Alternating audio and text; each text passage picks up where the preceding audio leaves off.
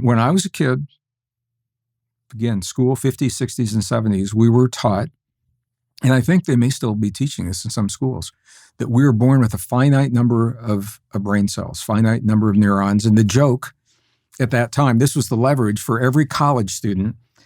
Every beer you drink in college, you're going to lose brain cells, and you've only got so many to start with, so don't drink all those beers.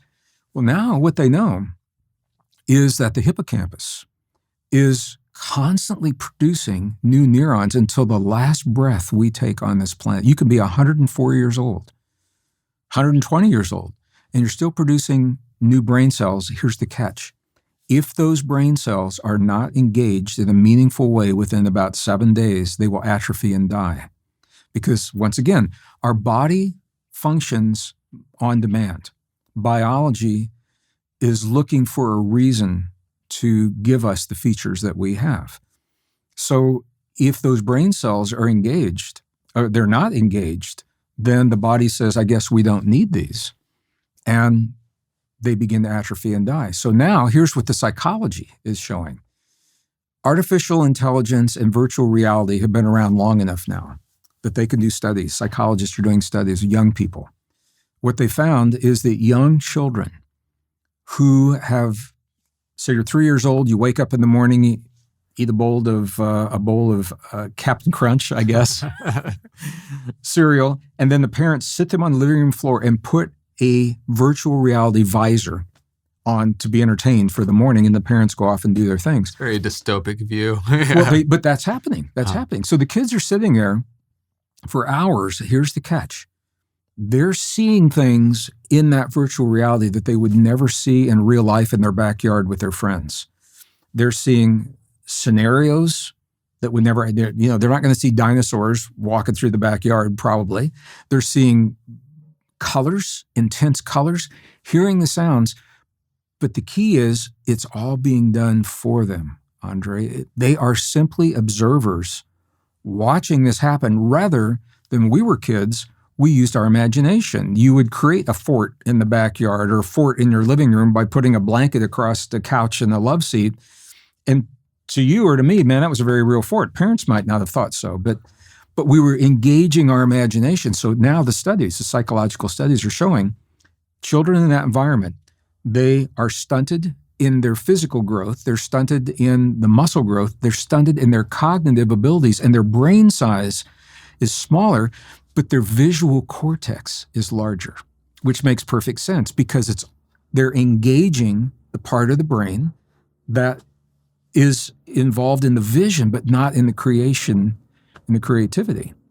So they're showing us now, sadly, these young, and that can be reversed because we are epigenetic beings. They can begin restructure their lives and be taught how to be imaginative and creative, and they can reverse. It's not for life unless they choose to have those limitations for life. But they're showing us what you're saying, and this is a perfect example. When we see that happening in the brain, that illustrates what happens in the entire body. It happens with sexual reproduction. When we stop, we begin to use technology. Now there are artificial wombs where women don't have to go through the pain of carrying a baby. There are artificial wombs. The FDA will approve them within 5 years. Right now they're using them with lambs successfully. And they use lambs because the blood and the brain structure of a lamb are so similar to humans. So they can grow an entire lamb in an artificial womb, fur grows and everything. I don't even think you can call it being born because you don't come through a birth canal. I'm not sure what you would call it. And then part of the transhuman conversation is that human conception is so imprecise. You never know what you're going to get. But we can fix that. That's what they say. Because we've got gene editing. We can gene edit fast twitch muscles for athletes, or more IQ, greater intelligence, more IQ, or eye color or hair color. Now you get into the conversation, whose idea of perfection do we really want to making those choices? And when we do, it's happening right now, as we do this outside of the body, the human body believes that it doesn't need to support conception any longer. And that's happening at a dangerous time in our lives because global fertility has fallen off a cliff. A lot of people don't know this. A lot of people believe, I've had older biologists in their 80s who remember a book that was written in 1972 called The Population Bomb, that there are too many people on the planet, not enough resources, and they're stuck in that mindset. That's not true at all. First of all, we have all the resources we need to feed every mouth of every man, woman, and child. No one should be going hungry or without. We have that. Right now, the replacement rate for human population is each woman who has reached puberty needs to produce 2.1 children to just maintain, and we have fallen below that. We are below that 2.1. So we will top out. If nothing changes, we're going to top out right around 2050, which isn't that far away. And after 2050, that's not good for us. And there are a number of factors. There are hormonal disruptors in the environment that have been introduced to us in our water, in our food. Those are toxins. There are energetic factors that are happening, and it's both for men and women. The sperm is weak and the eggs are not always viable.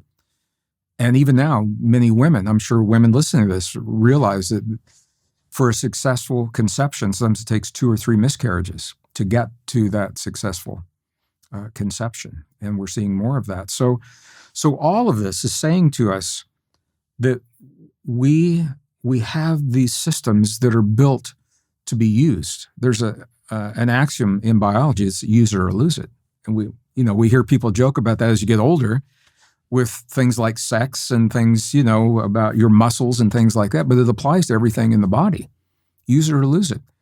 If we allow technology to replace these natural biological functions, and many of them we take for granted, what happens is in one generation, we begin to decline. Epigenetics passes that to the next generation, and we lose that part of our humanness. And it's already happening.